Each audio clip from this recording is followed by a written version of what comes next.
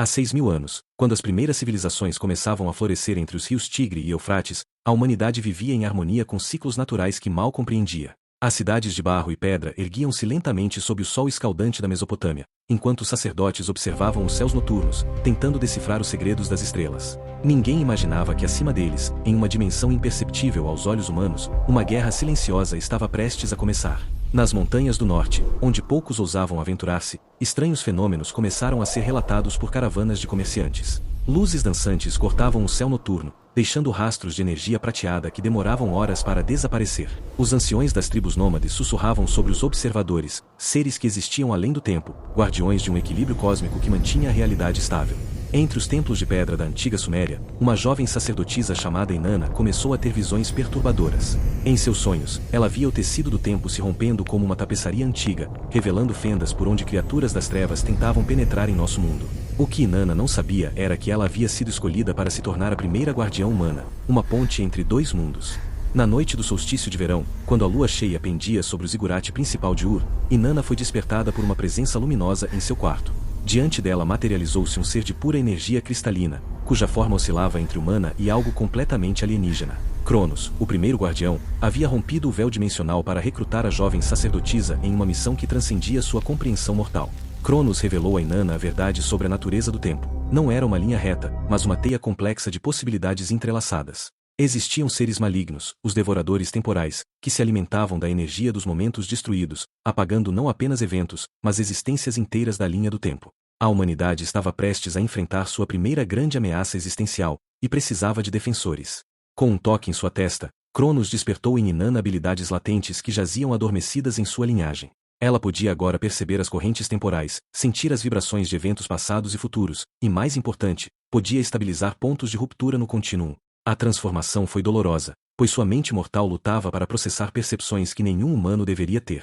Inanna não seria a única. Ao longo dos meses seguintes, Cronos e outros guardiões primordiais identificaram indivíduos especiais espalhados pelas civilizações nascentes. Um guerreiro egípcio chamado Amun, uma sábia chinesa chamada Li Mei, e um xamã das estepes chamado Tengri foram os próximos escolhidos. Cada um trazia habilidades únicas que, combinadas, poderiam formar a primeira linha de defesa da humanidade. Em um lugar fora do tempo, uma dimensão santuário criada pelos guardiões primordiais, os 4 escolhidos foram treinados nas artes temporais. Aprenderam a viajar através dos momentos, a selar fendas dimensionais, e a combater entidades que existiam parcialmente em múltiplas realidades simultaneamente. O treinamento durou o que pareciam anos, mas no mundo real, apenas uma lua havia passado. Durante o treinamento, os 4 descobriram que estavam conectados por algo mais profundo que o propósito comum. Suas almas estavam entrelaçadas desde antes de seus nascimentos, parte de um plano cósmico estabelecido pelos guardiões há eras. Eles eram fragmentos de uma consciência maior, destinados a se reunir exatamente neste momento crucial da história humana. A revelação foi tanto inspiradora quanto aterrorizante. A paz relativa foi quebrada quando uma fenda massiva se abriu sobre a cidade de Eridu. Do outro lado, os devoradores temporais emergiram em hordas, criaturas sem forma definida que se pareciam com sombras vivas devoradoras de luz.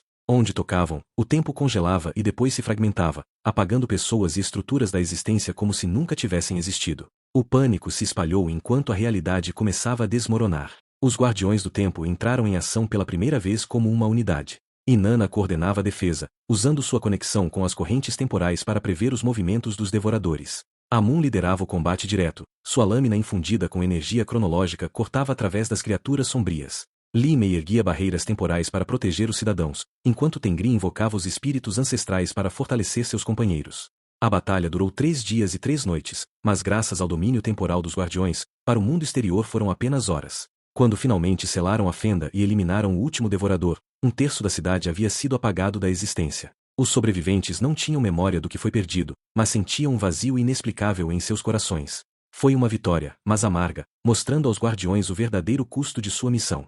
Nos anos seguintes, a Ordem dos Guardiões do Tempo cresceu.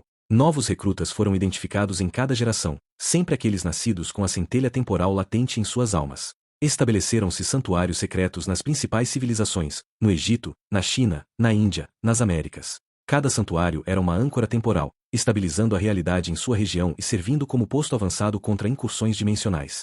Inanna, agora conhecida como a Mestra Temporal, desenvolveu os códigos e protocolos que guiariam a Ordem pelos milênios vindouros. Cada guardião deveria jurar proteger o fluxo natural do tempo, nunca interferir por ganho pessoal, e aceitar que algumas tragédias não podiam ser impedidas sem causar danos maiores. O peso dessas regras era imenso, pois significava testemunhar sofrimento sem poder sempre agir.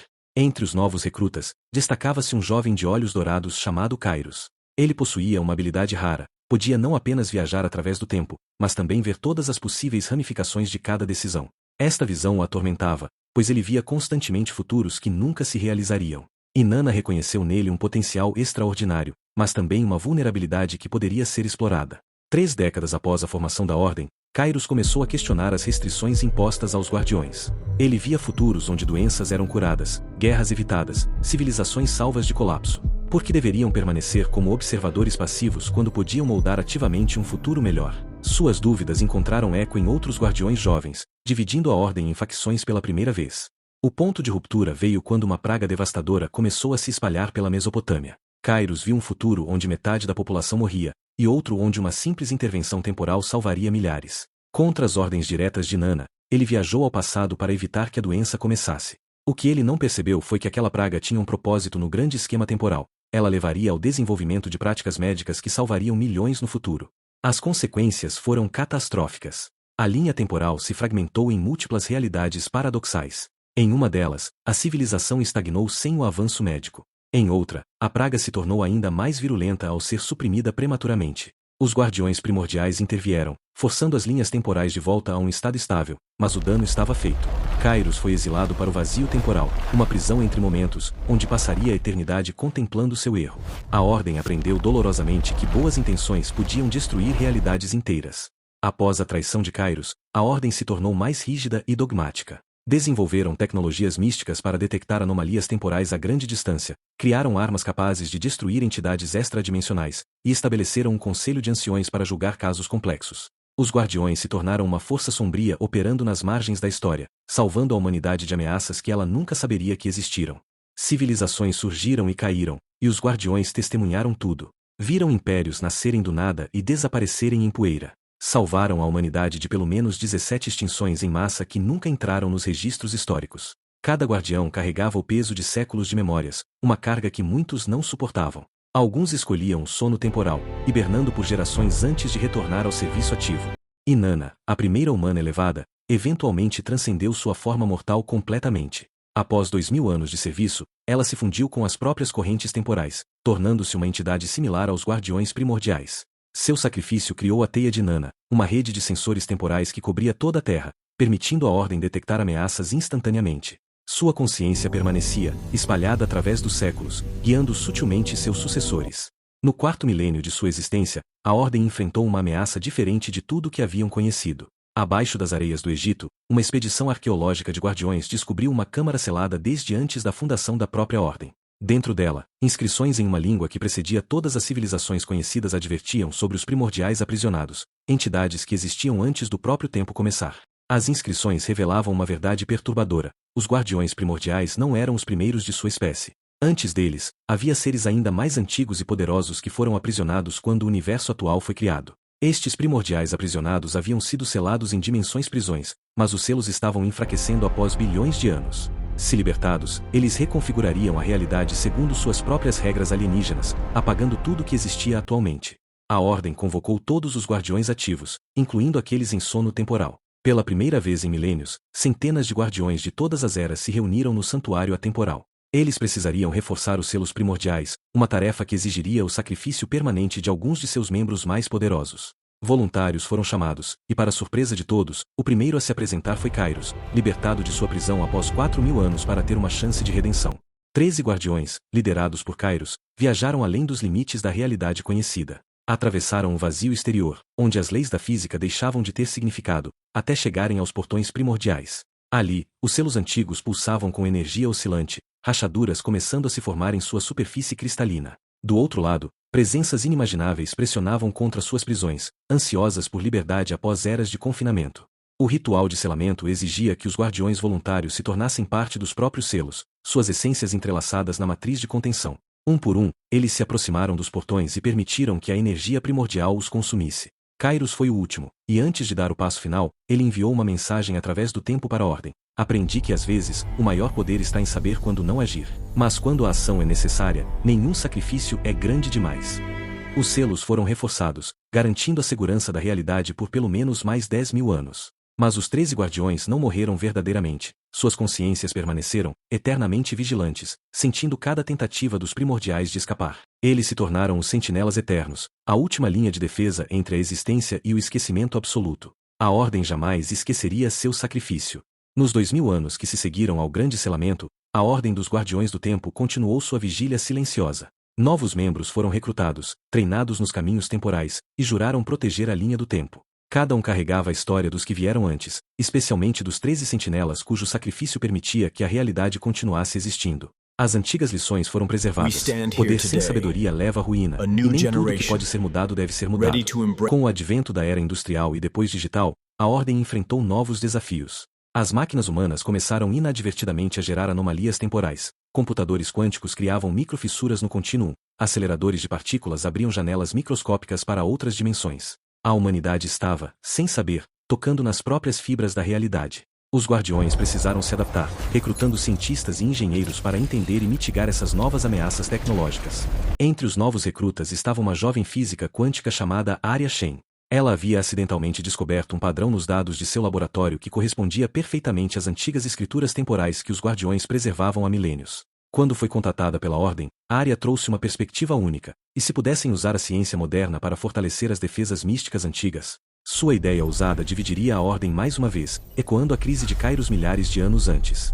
Arya Shen propôs algo revolucionário: construir o Nexo Quântico Temporal, uma estrutura que fundiria tecnologia humana com energia mística dos Guardiões. Este dispositivo poderia não apenas detectar anomalias temporais com precisão sem precedentes, mas também prever incursões antes que acontecessem. O Conselho de Anciões estava dividido, metade via isso como evolução natural, a outra metade temia repetir os erros de Kairos, mesclando poder mortal com responsabilidades cósmicas. Após meses de deliberação, foi tomada uma decisão sem precedentes: construir o Nexo, mas sob vigilância constante. Foram necessários 3 anos e a colaboração de 50 guardiões de diferentes especialidades. O dispositivo foi construído em uma dimensão bolso, isolada tanto do fluxo temporal normal quanto do mundo físico. Quando finalmente foi ativado, o Nexo revelou algo perturbador: uma contagem regressiva cósmica que ninguém havia detectado antes. O Nexo mostrava que em exatamente 200 anos, múltiplos selos primordiais se enfraqueceriam simultaneamente. Não seria apenas um portão, mas dezenas deles, espalhados por todo o tecido do espaço-tempo. O sacrifício dos 13 sentinelas havia garantido tempo, mas não uma solução permanente. A humanidade estava aproximando-se rapidamente de um ponto de convergência, onde todas as linhas temporais possíveis convergiam para um único momento decisivo. A Ordem teria que se preparar para a batalha final que decidiria o destino de toda a realidade.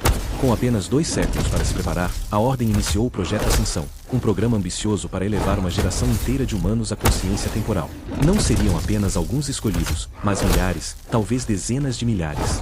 A ideia era radical: se a ameaça era grande demais para um pequeno grupo enfrentar, então precisavam de um exército. Mas treinar tantos guardiões exigiria recursos e tempo que mal tinham. A área desenvolveu aceleradores temporais, câmaras onde os recrutas podiam treinar por décadas enquanto apenas dias passavam no mundo exterior. A tecnologia era perigosa, causando instabilidade psicológica em alguns, mas era necessária. Entre os primeiros voluntários estava um jovem chamado Marcus Vale, descendente direto de Amun, o guerreiro egípcio original. Nele, o sangue dos guardiões primordiais corria mais forte que em qualquer outro, e seu potencial era assustador. Mas não eram apenas os guardiões que se preparavam.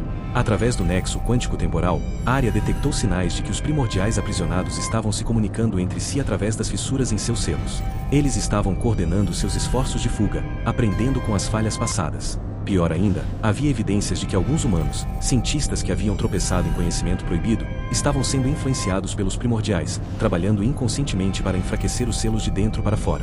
A descoberta da infiltração levou a uma caça massiva. Os guardiões precisavam identificar e neutralizar os humanos comprometidos sem causar pânico ou alterar drasticamente o curso da história.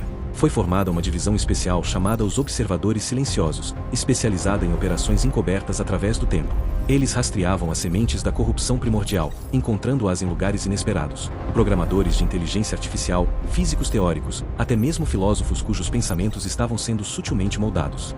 Marcus Vale liderou uma missão crítica para interceptar um grupo de cientistas que estava, sem saber, construindo um dispositivo que aceleraria o enfraquecimento dos selos em décadas. A operação deveria ser cirúrgica: entrar, neutralizar a ameaça, apagar memórias específicas, sair sem deixar rastros. Mas tudo deu errado quando um dos cientistas revelou ser um guardião renegado, alguém de dentro da Ordem que havia sucumbido aos sussurros dos primordiais. A primeira grande traição desde Kairos estava acontecendo novamente.